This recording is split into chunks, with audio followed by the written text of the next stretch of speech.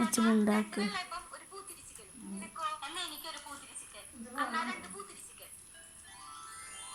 നിന്നെ കാണുന്നൊരു പ്രത്യേക ഭംഗിയുണ്ടല്ലോ ശരിക്കും. നീ കഴിക്കേ വയറ് നിറച്ച് കഴിക്കും. ആ കൊടുക്ക് 300. എന്തേലൊന്നുമില്ല, നീ കളിക്കല്ലേ എടി. എന്തേലും പൈസ ഒന്നുമില്ല എടി. രച്ചു നീ കളിക്കല്ലേ എടി. എന്തേലും പൈസ ഞാൻ ഒറ്റയ്ക്ക് വന്ന് കഴിക്കില്ലേ. ഇനി എന്താ ചെയ്യാ? എന്റെ ദൈവമേ, ദൈവത്തെ വിളിക്കാണ്ട് ഗൂഗിൾ പേ ഉള്ള ആരെങ്കിലും വിളിക്കേ. എവിടെയാ? നീ പൂത്തിരി ചിക്കൻ കഴിച്ചിണ്ടാ?